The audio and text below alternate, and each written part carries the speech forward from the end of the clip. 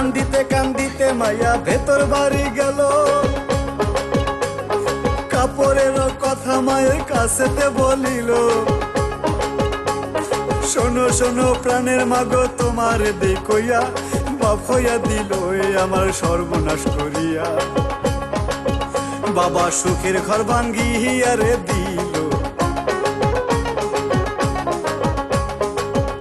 আমার কপালের শুকাই রানিল গো, সুখের ঘর ভাঙ্গিয়া রে দিল।